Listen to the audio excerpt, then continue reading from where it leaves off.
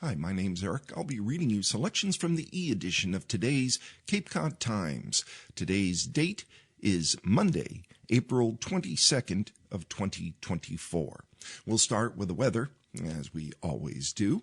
Across the Cape and Islands today, you can expect plenty of sun with a high of 54 degrees. Tonight, 40 degrees in the overnight, clear. Tomorrow, Tuesday, mostly sunny, high of 55, low of 41 degrees.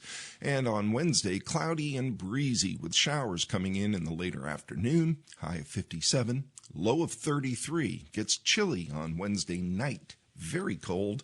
Again, 33 degrees, the expected low. On Thursday, plenty of sunshine, high of 51. Again, the low in the overnight, pretty chilly at 35 degrees for this time of year, but that's what it is. And on Friday, sunny. High of 54, low of 40, much more temperate. So we have a middle of the week that may be pretty chilly in the overnight, and a little bit of rain may be expected on Wednesday. But today, tomorrow, sunny days. Get outside, feel it on your face if you can. The sunrise today will be at 5:50 a.m. It will set at 7:30 p.m. We will have 13 hours and 40 minutes of daylight. Heading to the front of the paper, where the news and, of course, the lottery results are kept. And we read the lottery results because somebody asked for them. If there's something you would like read to people who are blind or print disabled, you can email us at info@audiblelocalledger.org, or you can call us at 508-539-2030 and we'll consider reading it. And if you miss any of the information that we share in our readings, you can always go to audiblelocalledger.org, and in the upper right corner is the archived readings tab. If you click on that, you'll find a week's worth of our newspaper readings, as well as a wide variety of periodicals and literature and shopping guides up there for savings. All of it free for people who are blind or print disabled at audiblelocalledger.org. For the latest lottery results, if you ask for them, you deserve the latest. We go to masslottery.com's website because the Cape Cod Times goes to press too early to give you the latest results. The numbers game for Sunday, April 21st of 2024, in the midday, the drawing numbers were 5276. Again, yesterday's midday drawing numbers game results, 5276. In the evening drawing, the numbers were 8557. Last night's numbers game results for Sunday, April 21st, 8557.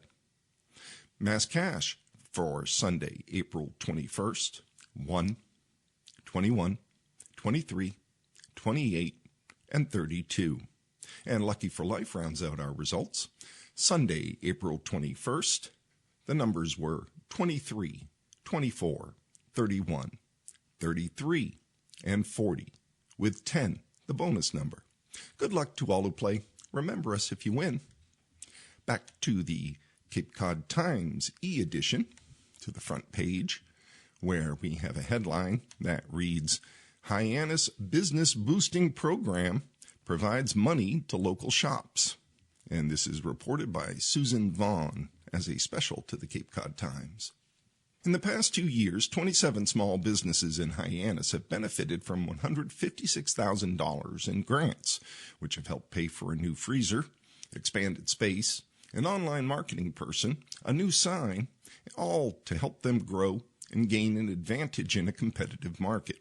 The Local Business Boost program began as a partnership between the Hyannis Main Street Business Improvement District and Love Live Local, with support from other local and state money, combined with Gateway Cities grants that are available to Hyannis. Amanda Converse, Executive Director of Love Live Local, that manages the Boost program, said the requests businesses ask for are not large, but may be improvements they've been putting off while recovering from the pandemic so they can compete with the big guys, quote unquote. One of the benefits of the Local Business Boost program, reads the subheading, rather than offering generalized workshops and advice, the Boost program provides financial support and focuses on implementing the business's needs using local service providers, creating a multiplier effect. In addition to the 27 grants, the program enlisted 44 local service providers, and 44% of the grantee businesses were owned by people of color, 74% were owned by women. We want to use all the resources on the Cape, Converse said. The grants can be for interior and exterior improvements or online presence. Converse said the grantees are asked what their priorities are.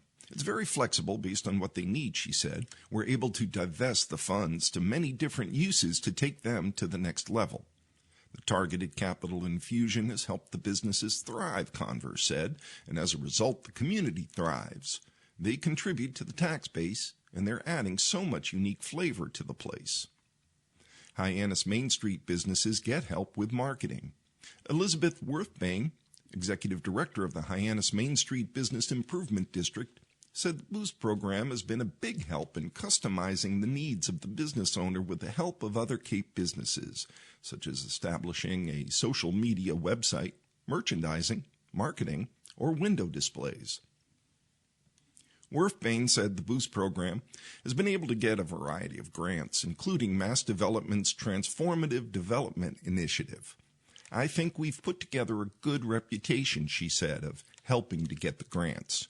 We would love more funds to get it going and keep it going. Main Street looks better than ever, she said. The Boost grants have helped many new and older Hyannis businesses with a wide range of needs. What Main Street businesses say about the local Business Boost program is the final subheading. Sarah Frampson is manager of Jewel Craft at 585 Main Street, which is a family business her father, Gary Frampson, started in 1975. The business received a $6,000 grant last year that allowed it to build a new website with a new shopping online feature that Sarah said is very helpful to the business. The store was also able to purchase a light box for photographing jewelry that improved their ability to take detailed pictures quickly. The business also purchased a new modern sign with its new logo, which makes the store more visible in the busy retail district, Sarah Frampson said. Another grant recipient was DeVinto at 539 South Street, an eco and ethically conscious fashion line of sole designer and owner Aiste Zitnikaite. She said the money was very helpful in expanding her business that had been mostly done through online orders. The grant allowed her to create a boutique space to have more products on hand, to contract with a woman to help her with the sewing, and to hire someone to do social media and online marketing. Other Main Street businesses that benefited included Foodport International, which bought a more energy-efficient freezer. Pupcake's Pet Boutique got an additional table for larger dogs. Klau's Beauty Salon, that's C-L-A-U, ''S, which was able to expand. Smith Family Popcorn enhanced its exterior. Lance Merritt of 606 Thrift Avenue at 606 Main Street wrote on the Live Love Local website that he's grateful for the money, which allowed him to add a dressing room so people wouldn't have to wait so long to try on clothes.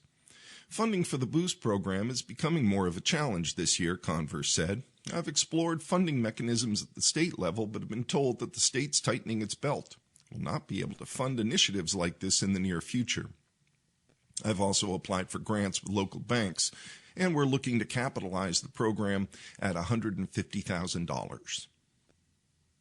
Also on the front page of today's Cape Cod Times, dated Monday, April 22nd of 2024, the headline reads, "Not just a snack shack.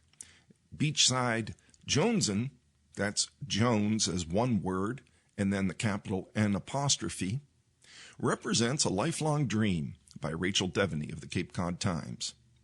Pauline Jones's excitement was palpable as she ambled around Jones Inn, her new snack bar and restaurant that she and longtime friend Janine Teixeira will open in May on Craigville Beach.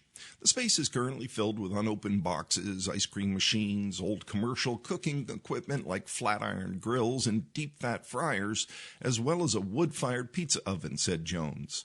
About 50 people had gathered at the restaurant's introductory opening Monday for a ribbon-cutting ceremony. For Jones, the opening of Jones Inn is bittersweet. It's the first Wampanoag and Cape Verdean-run snack bar to ever launch at that location, said Jones, which is a big deal, she said. But the restaurant was the lifelong dream of her daughter, Junelle Nels Jones Saunders, she said, and that dream was cut short when Saunders died April 15, 2023, at age 29. I know she's looking down and saying, "You did it," said Jones. The whole family came together to make this happen in her memory. What kind of food will be on the Jonesin menu? Saunders came up with name Jonesin, initially as the name for a food truck, said Jones. Jonesing, quote unquote, is a popular saying that means a craving for someone or something, she said. Saunders' plan was to cook all her favorite foods on the food truck, including Cape Verdean jagasita, or jag, ribs, Spanish empanadas, fried chicken, lobster rolls, fish and chips, and a variety of pizza, all of which will be on the menu, said Teixeira. Jones said she and her daughter shared a passion for cooking and for food. They'd often try different recipes together, and they loved cooking Jamaican food, soul food, and traditional Wampanoag recipes. She, meaning Junelle, was never drawn to one type of food, said Jones. She wanted to do it all. According to Jones, Saunders had money saved to open the food truck and was headed to culinary school before she died. This was her vision, said Teixeira. Now we're going to honor that vision. Craigville Beach snack shacks have legacy.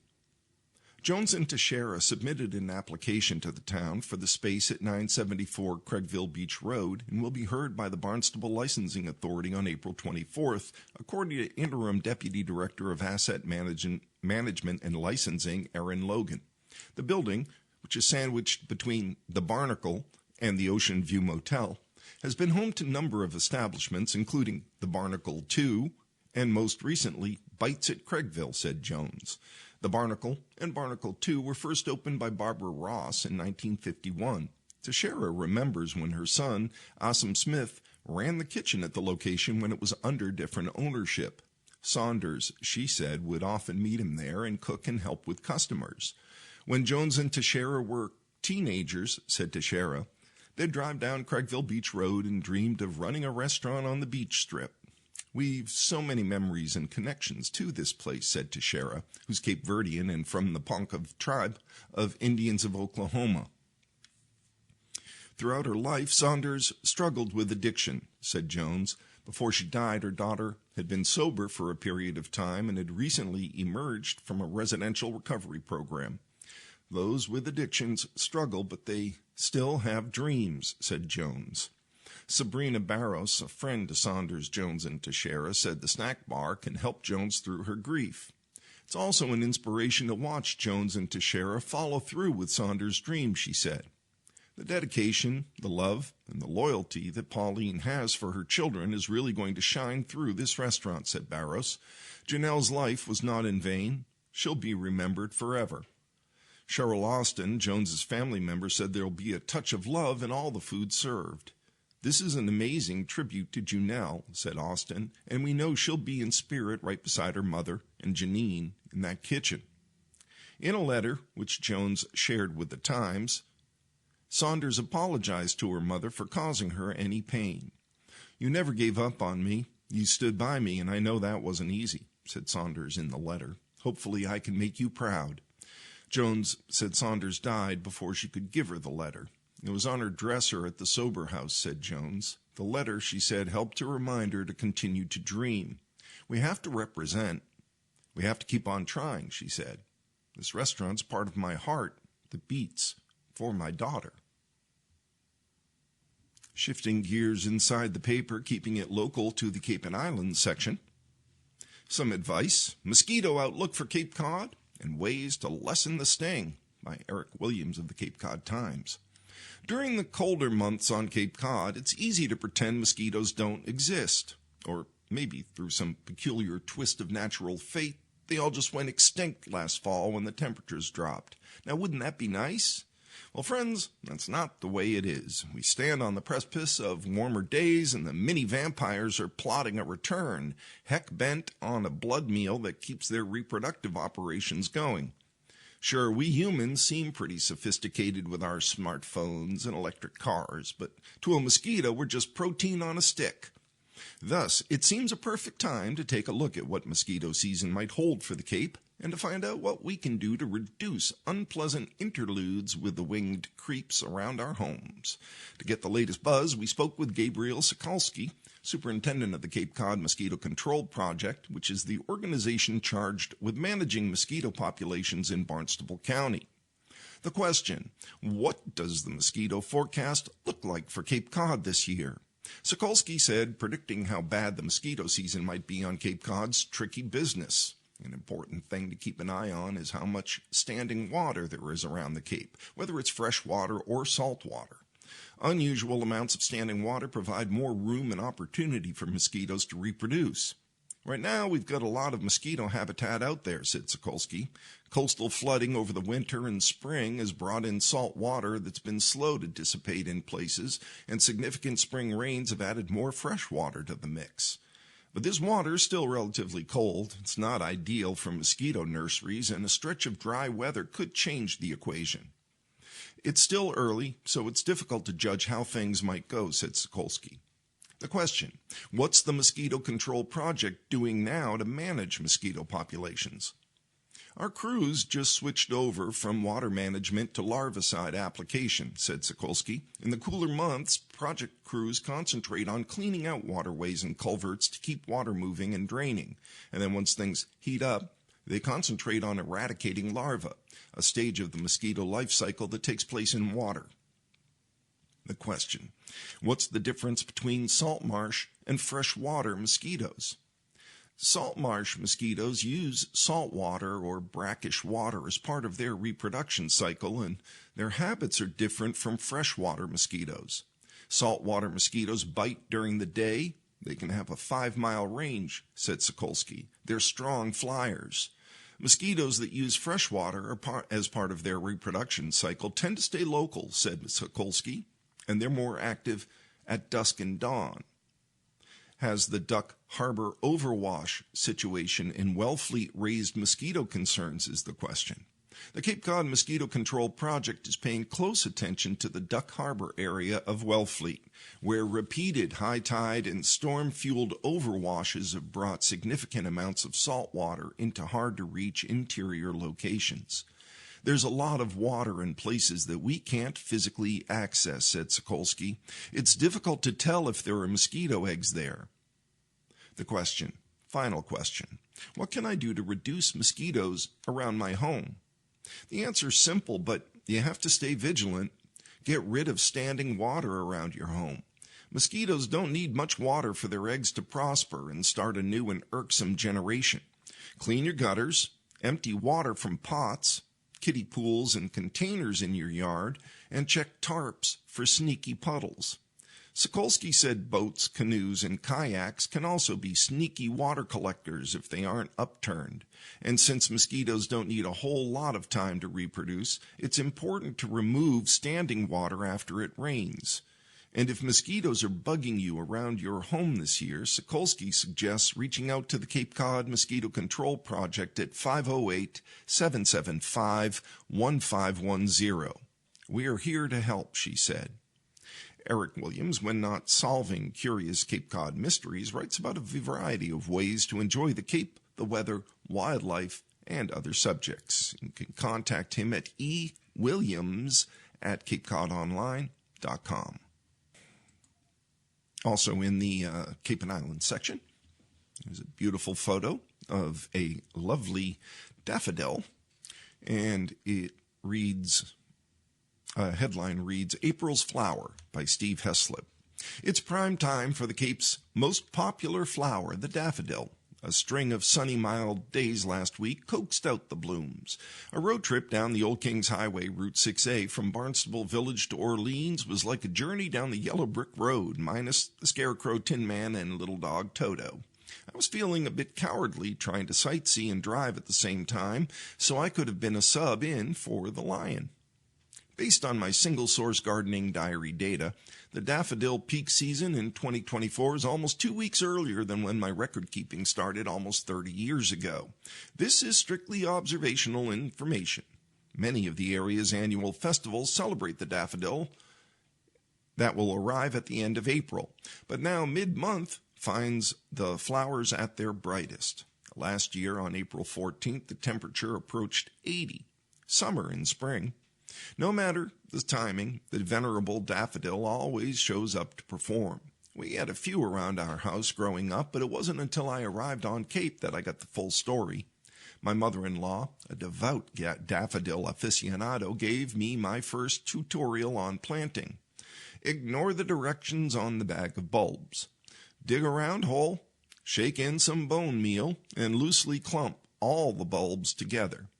Cover with dirt, start another hole. This planting plan, now 40 years later, still delivers a reliable show. First, the batch by the foundation. Next up, the ones around an old granite boulder in the middle of the yard. It was too much work to move it. And lastly, the flower bed out by the street arrives to finish the show. For the wayward gardener, this is the flowers to invest in. According to the Boston Bulb website, daffodils have been around since 300 BC, originating in the southwest of Europe. The site goes on to tell, in Greek mythology, a story about a man named Narcissus where the flower got its name. It's a flower that also presents endless photo possibilities. It can provide a wonderful frame to many of the Cape's landmarks, windmills to lighthouses. But I find the closer I look, the more there is to see, which is true of many wonders of the natural world. We've completed all the local news, other than the obituaries, which will be coming up at the half hour. And so we go back to the front page of the Cape Cod Times for today, Monday, April 22nd. The headline reads, Tariff Threat Comes as Election Looms, by Joey Garrison of USA Today in Washington. During his 3+ years in office, President Joe Biden has reversed former President Donald Trump's actions on immigration, climate, and a long list of other areas. Yet higher tariffs imposed on Chinese imports remain. Not only has Biden left in place Trump's tariffs on some $300 billion of Chinese goods, this week he threatened to more than triple a 7.5% tariff rate on China steel and aluminum to 25%. The move appears as much about the 2024 election as economics, according to trade experts. Biden is sending a signal to the United Steelworkers Union in an appeal to working-class voters that he hears their complaints that China holds an unfair advantage in steel competition. And Biden is putting China on notice for what the Biden administration calls China's manufacturing overcapacity, producing more products, including steel, than its demand domestically or the world can absorb, flooding global markets at artificially low prices. Imports of steel from China account for only about 0.6% of total U.S. steel demand, meaning the higher tariffs wouldn't have a dramatic effect on the U.S. steel market. But administration officials have hinted that other potential trade moves could target other sectors. The U.S. isn't taking anything off the table in response to China's overcapacity, Treasury Secretary Janet Yellen told CNN's Fareed Zakaria recently. In Beijing last week, Yellen said she relayed to Chinese leaders that the U.S. is worried China's weak household consumption and business overinvestment pose a significant risk to workers and businesses in the U.S. and around the world. Yellen pointed to new technologies such as electric vehicles, lithium-ion batteries, and solar panels as other areas that China is overproducing. China is now simply too large for the rest of the world to absorb this enormous capacity, Yellen said, adding that we've seen this story before in regards to steel. Over a decade ago, massive PRC government support led to below-cost Chinese steel that flooded the global market. It decimated industries across the world and in the United States. I've made clear that President Biden and I will not accept that reality again, Yellen said. U.S. Trade Representative Catherine Tai will conduct an investigation into China's trade practices in shipbuilding, following a petition by United Steelworkers alleging that China is pursuing aggressive, non-market policies that have allowed it to dominate the global market. Biden, in a speech this week at the United Steelworkers Union's Pittsburgh headquarters, said if the investigation confirms anti-competitive trade practices, then he will advise Tai to triple the tariff rates. Biden's tariff push borrows from Trump's trade playbook.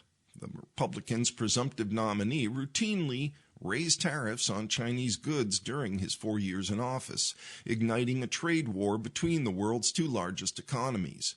It's one of the few areas of policy continuity between the Trump administration and Biden in terms of being pretty tough on China in relationship to trade issues, said Alan Carlson, associate professor of government at Cornell University and an expert on Chinese foreign policy. Yet Biden is seeking to differentiate his tariff approach from his predecessors, slamming Trump's campaign tariff proposals as across-the-board tariffs on all imports from all countries that could badly hurt American consumers. Biden said Trump's tariff plan would cost the average American family an average of $1,500 a year. Trump simply doesn't get it, Biden said. I'm not looking for a fight with China. I'm looking for competition, but fair competition. The U.S. steel industry has been rattled by the planned $14.9 billion sale of Pittsburgh-based U.S. Steel, an iconic American brand for more than a century, to Japanese-based Nippon Steel Corp. Biden promised that U.S. Steel will remain American-owned in his remarks in Pittsburgh. That's going to happen, I promise you, Biden said. Ahead of the November election, Biden is looking to improve Democratic performance with white working-class voters who lack college degrees who have increasingly moved to the Republican camp in the Trump era. Although several labor unions, including United Steelworkers, are again backing Biden, many rank-and-file union members have bucked leadership to support Trump in the last two elections. It's an election year, and being tough on China is an issue that plays well, actually, with both Republicans and Democrats, Carlson said. And so, to me, I think this has probably as much, if not more, to do with domestic politics than it does to do with some sort of strategic approach to dealing with China's rise. The price of Chinese steel exports is about 40% lower than the price of U.S. exports. The higher tariffs are designed to provide a more level playing field against China's unfair trade practices and protect American jobs in the steel industry, a Biden administration official said. The higher tariffs would apply to Chinese steel and aluminum imports that aren't subject to a Trump-era 25% tariff still in place on certain steel imports. Because Chinese imports account for less than 1% of U.S. steel, the White House doesn't anticipate an impact on inflation, which has remained stubborn in recent months. U.S. tariffs that come in response to another nation's trade practices are nearing the conclusion of a statutory 4-year review. Any formal action to raise them would follow the review. Amid Americans' lingering concerns about inflation, Biden has sought to make an economic case to working-class voters who both he and Trump are courting in key Midwest battleground states. On the campaign trail in Pennsylvania last week, Biden compared his Scranton values with Trump's Mar-a-Lago values, casting the former president as an out-of-touch elitist who wants to cut taxes for the rich and didn't deliver on the manufacturing boom that he had promised. And Biden is arguing that he, not Trump, is the president who has held China accountable. Biden said his administration is standing up against China's overcapacity, revitalizing trade partnerships in the South Pacific, and supporting peace and security in the Taiwan Straits. He recounted telling Chinese President Jinping Xi that advanced technologies made in the U.S. won't be sent to China because you'll use it for all the wrong reasons, undermining U.S. national security. For all this tough talk on China, Biden said, it never occurred to my predecessor to do any of that. We're at the midway point in our reading. That's when we move from the news to the obituaries that are listed in that day's Cape Cod Times. Today's date is Monday, April 22nd. There is one obituary. It's of Barbara Joyce of Sandwich, who at the age of 81 passed peacefully on Saturday, April 6th. Barbara is survived by her husband of 55 years, Robert, known as Bob, Joyce, and many who will miss her dearly.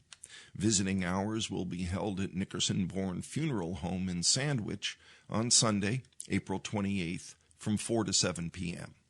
Barbara's ashes will be interred at the Massachusetts National Cemetery in Bourne on Monday, April 29th. Friends and family are invited to line up for the procession at 10:15 at Nickerson-Bourne Funeral Home in Sandwich and drive together to the cemetery, and a celebration of Barbara's life will follow. Moving back to the news section in the front of the paper, the article reads, "Study Labels Some Produce High Risk," by Julia Gomez. Consumer Reports released a new study on pesticides that found certain produce contains an unhealthy dose of the insecticides and that green beans contained residue of pesticides that have been banned for over a decade. The study found that some fruits and vegetables pose a higher risk than others because of the type of pesticide that was found on them.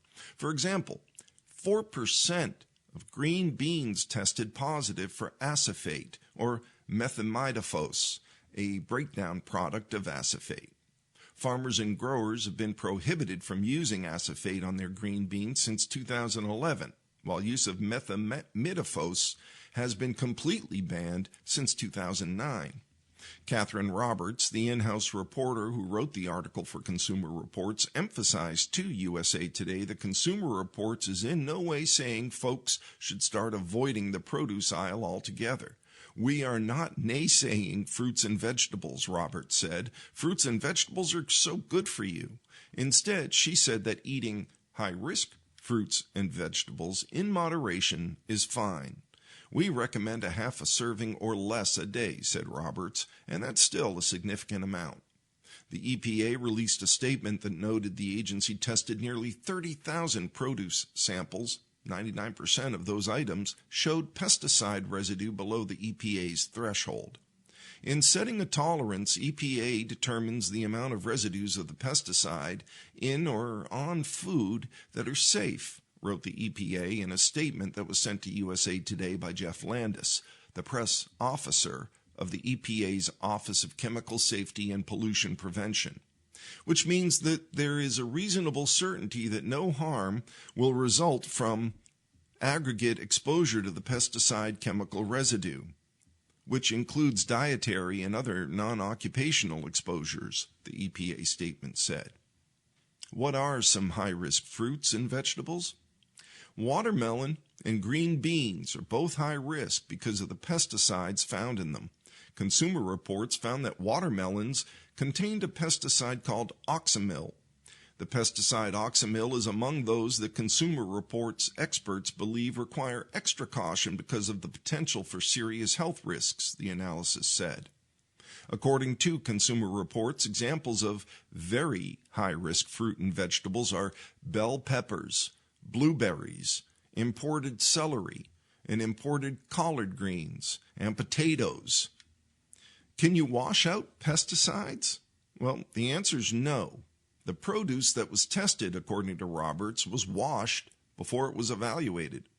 The pesticides can either be taken up in the roots of the plant or they can be absorbed below the skin, said Roberts. So while washing produce before consuming it is an important step, it wouldn't reduce the risk of possibly consuming pesticides.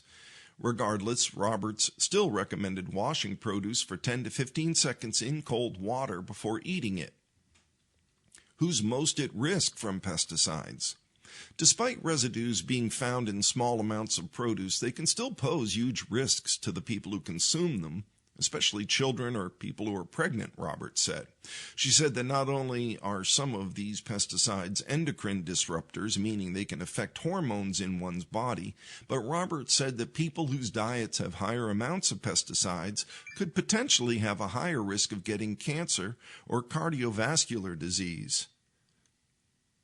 While the pesticide levels in some of the tested produce may be within the EPA limits, Roberts said that could be an indication that the EPA's thresholds are too high. Landis said the EPA stands by its comprehensive pesticide assessment and review. EPA's human health risk assessments consider all relevant scientific data on the pesticide, and they're based on the overall risk of a pesticide, taking into consideration comprehensive hazard, dose response, and exposure assessments, the agency said. But the threat extends beyond consumers, Roberts said. Farmers, their families, and other agricultural workers who handle the produce are also at a higher risk from contamination. According to a study published by the National Library of Medicine, agricultural workers are more likely to be susceptible to illnesses related to their exposure to toxic chemicals and pesticides. The chemicals they're exposed to daily can negatively affect their physical and neurological health. How to reduce exposure to pesticides as a consumer. The data Consumer Reports collected showed that pesticide-related risk was much lower in organic food than in non-organic food. This is because the Department of Agriculture only allows pesticides that are approved by the National Organic Program to be used on organic produce, Roberts said. It's not that organic food has no pesticides, Roberts said. The ones that it does have are considered lower risk. Roberts said that Consumer Reports is asking the EPA to ban organophosphates and carbamates, the pesticides that are the biggest drivers of risk in the organization's analysis. These pesticides need to not be used, she said. There's no need for it. Organic growers do it without them all the time. If the EPA proceeded with Consumer Reports' request, it would not be the first time it banned a pesticide. According to the agency, since the start of its pesticide registration review program in 2006, the EPA has canceled some or all uses in nearly 25% of the conventional pesticide cases it has completed work on, when new science points to the need for additional mitigations.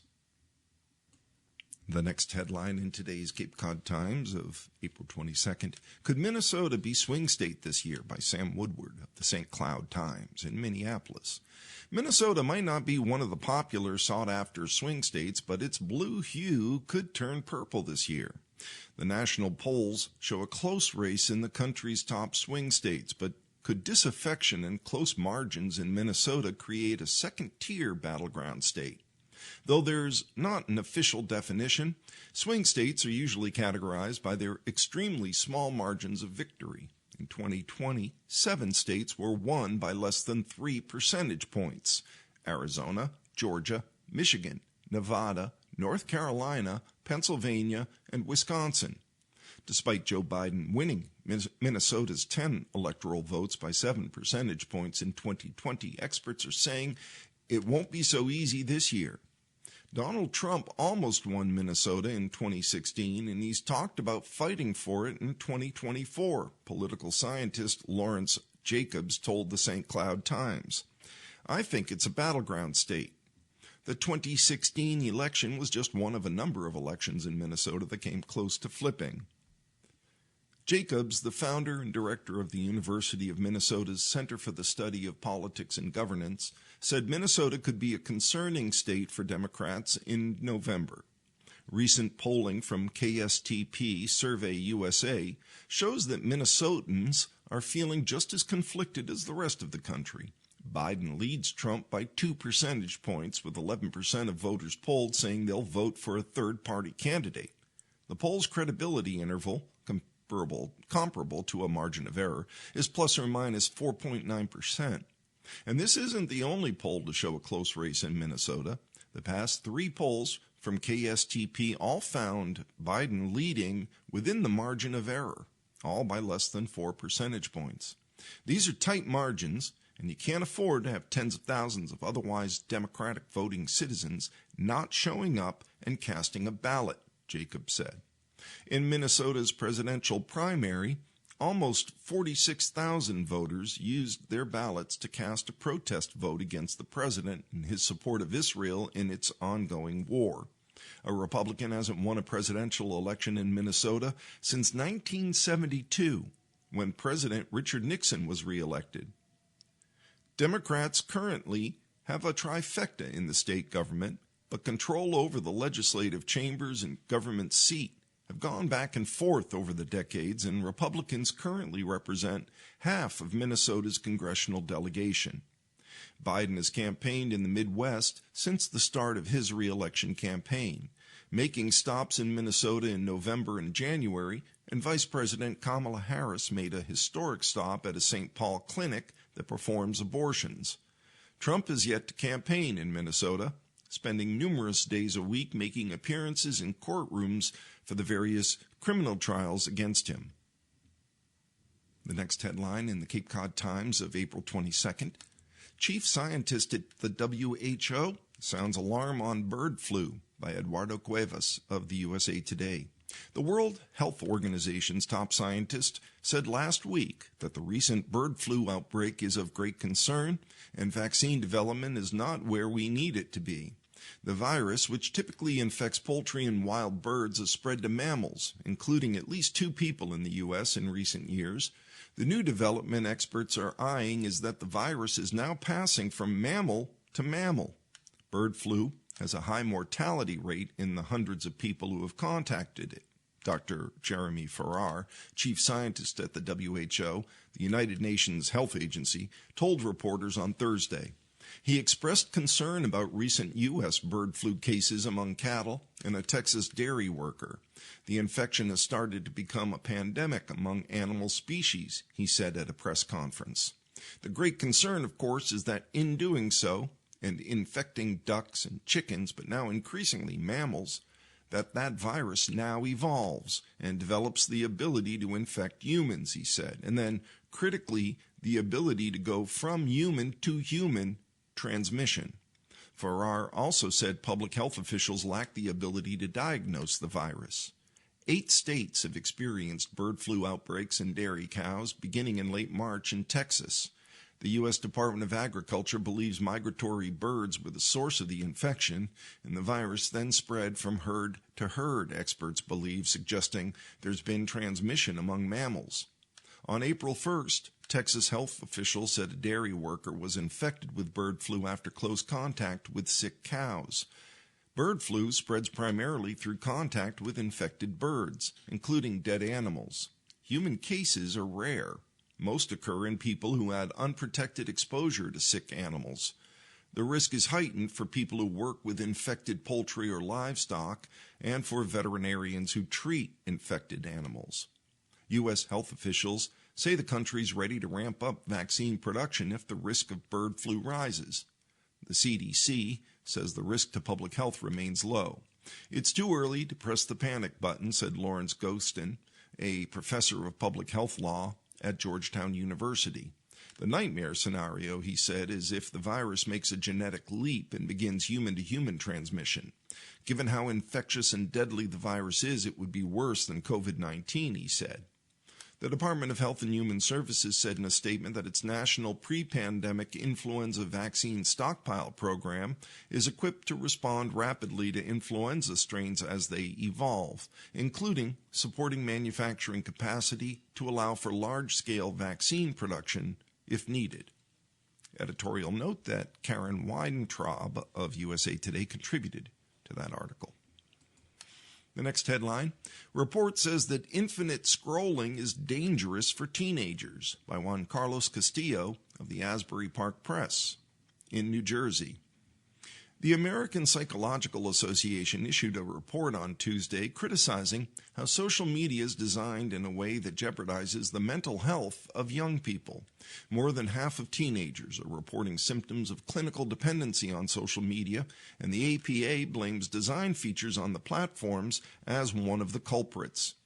Infinite scrolling, visible count of likes and follows, push notifications, and content recommended by AI are some of the common features on social media platforms that hurt teenagers' mental health, the report said. These same features are at the center of the many lawsuits against social media platforms. The infinite scrolling feature was particularly scrutinized by the report, as it makes it harder for younger users to resist the urge to continue scrolling. Youth's developing cortical system makes them less capable of resisting impulses or stopping themselves from behavior that may lead to temporary benefit, despite negative longer-term consequences, the report said.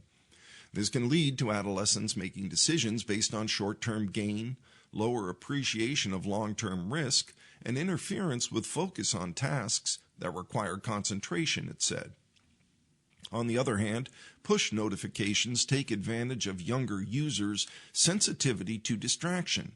What's worse is that push notifications force a user to quickly shift tasks, something that requires a higher cognitive ability that people don't develop until early adulthood, interfering with youth's focus. The report, which was made by a panel of 12 scholars, also stressed that brain development starting at ages 10 to 13 until the mid-20s is linked with hypersensitivity to both negative and positive social feedback.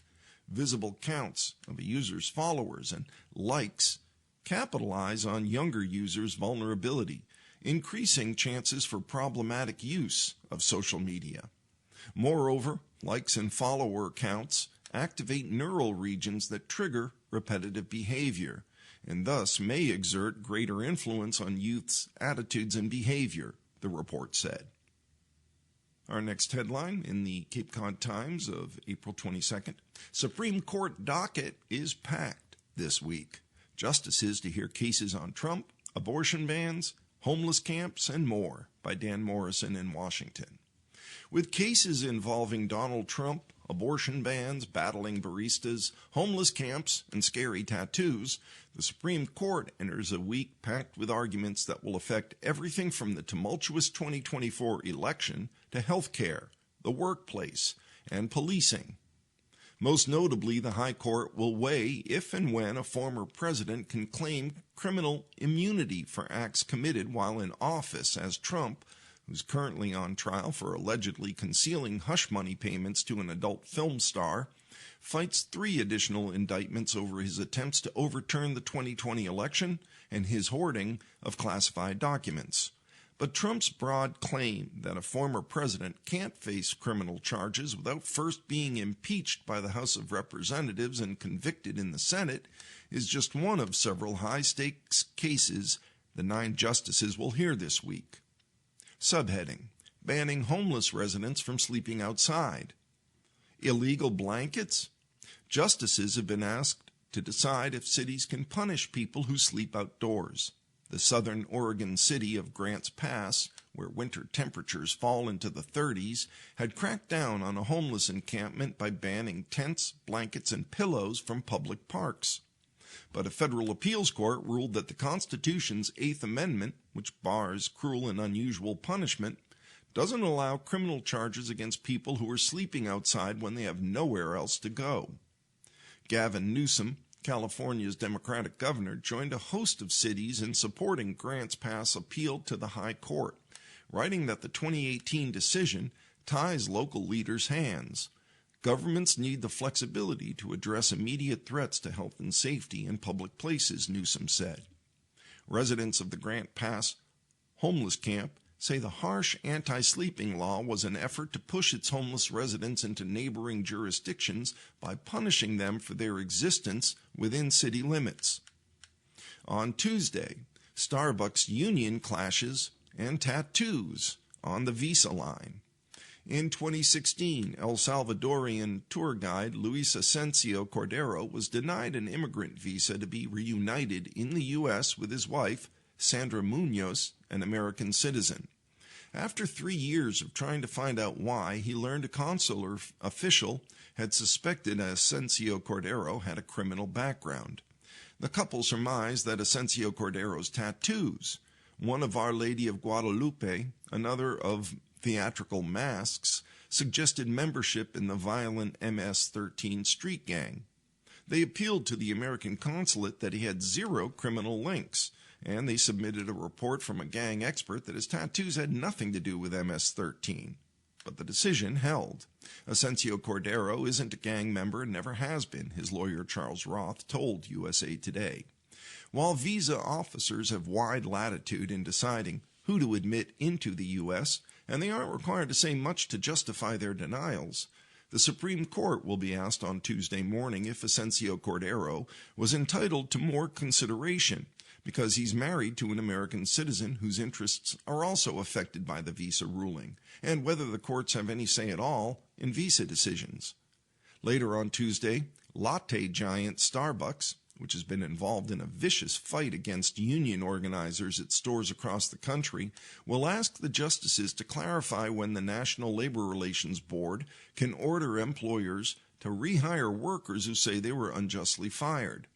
While the case doesn't directly involve Starbucks employees, it's happening during contract negotiations between the $98 billion coffee chain and the Workers United Labor Union, and it's against a backdrop of clashes between organizers and the company. On Wednesday, a post-Roe abortion ban in Idaho. After hearing arguments on immigration and labor law, the Supreme Court will take on a conflict over Idaho's strict abortion ban, which the Biden administration says will harm emergency room patients. Idaho's law and similar measures in other states makes it a crime to perform an abortion unless a physician can demonstrate a danger to the mother's life, while the Biden administration says federal law requires emergency rooms to provide stabilizing care, including abortions, if a patient's health is in serious jeopardy. In January, the court allowed the Idaho abortion ban to proceed, while the federal government challenges the state's emergency room standard. Abortion has surged to the top of the national agenda since the Supreme Court overturned Roe v. Wade in 2022, as states have moved to either stamp out the procedure or create new protections. On Thursday, Trump and the SEAL Team 6 argument. Can a president get away with murder? Yes, according to Donald Trump, if they're not first impeached by the House of Representatives and found guilty by 2/3 of the Senate. That's the core of the former president and 2024 presumptive Republican nominee's argument that he shouldn't face federal charges for alleged election interference. When an appeals court judge asked in January if this means a president can't face prosecution for selling military secrets, peddling pardons, or ordering Navy SEALs to assassinate a political rival, Trump's attorney replied criminal charges are only possible if the president's first impeached and then convicted in the Senate. I'm struck by how basic questions of presidential power and its limits are underspecified by the courts, said William Howell, a political scientist at the University of Chicago. It's striking that a president 250 years into our nation's founding can even make this claim. Trump has warned that anything less than total immunity from prosecution will open the door to an endless cycle of partisan prosecutions of ex-presidents. Our next story, Russia says the U.S. is facing humiliation in the Ukraine. Zelensky welcomes aid and urges the Senate to vote soon, by Guy Falconbridge of Reuters in Moscow. Russia said on Sunday U.S. lawmakers' support for $60.84 billion more in aid for Ukraine showed Washington was wading much deeper into a hybrid war against Moscow that would end in humiliation on a par with the Vietnam or Afghanistan conflicts. President Vladimir Putin's 2022 full-scale invasion of Ukraine has touched off the worst fallout in relations between Russia and the West since the 1962 Cuban Missile Crisis, according to Russian and U.S. diplomats. On Saturday, the House of Representatives passed with broad bipartisan support a $95 billion legislative package providing security assistance to Ukraine, Israel, and Taiwan over bitter objections from some far-right Republicans. Russian Foreign Ministry spokesperson Maria Zakharova said it was clear that the U.S. wanted Ukraine to fight to the last Ukrainian, including with attacks on Russian sovereign territory and civilians. Washington's deeper and deeper immersion in the hybrid war against Russia will turn into a loud and humiliating fiasco for the United States, such as Vietnam and Afghanistan, Zakharova said. Russia, she said, will give an unconditional and resolute response to the U.S. move to get more involved in the Ukraine war. CIA Director William Burns warned last week that without more U.S. military support, Ukraine could lose on the battlefield, but that with support, Kyiv's forces could hold their own this year. The United States has repeatedly ruled out sending its own or other NATO member troops to Ukraine, which is fighting a grinding artillery and drone war with Russia along a heavily fortified 600-mile front. The U.S. lost more than 58,000 military personnel in the 1955 to 75 Vietnam War, which ended with Communist North Vietnam's victory and takeovers of the South, while hundreds of thousands of civilians were killed. In the 2001 to 2021 war in Afghanistan, the U.S. reported 2,459 dead and over 20,000 wounded in the conflict, which ended with the withdrawal of U.S.-led coalition forces and a return to power of the Islamist Taliban movement. The Soviet Union lost 14,453 personnel in the 1979 to 89 war in Afghanistan. Civilian deaths in both the wars in Afghanistan were vast. The state of the war in Ukraine, Russia now controls about 18% of Ukraine in the east and the south of its neighbor, and it has been incrementally gaining ground since the failure of Kyiv's 2023 counteroffensive to make any serious inroads against Russian troops that are dug in behind minefields that are patrolled by drones and guarded by heavy artillery. Ukraine has for months been begging the U.S. to release more money and weapons to help it fight, though Russian officials have asserted that U.S. aid will not change the ultimate course of the war. Zakharova said that ordinary Ukrainians were being forcibly driven to slaughter as cannon fodder, but that the U.S. was now no longer betting on a Ukrainian victory against Russia. Washington, she said, was hoping Ukraine could hold on until the presidential election in November. The legislative package includes measures that would allow the U.S. to seize billions of dollars worth of Russian assets frozen by sanctions imposed on Moscow. That, said Zakharova, was simply theft, adding that the true beneficiaries of the whole package were U.S. defense companies. The leaders of the West and Ukraine have cast the war in Ukraine as an imperial-style land grab, showing that post-Soviet Russia is one of the top two biggest nation-state threats to global stability alongside China. Putin presents the war as part of a much broader struggle with the U.S., which he says ignored Moscow's interests after the Soviet Union's 1991 breakup, and then plotted to cleave Russia apart and grab its natural resources.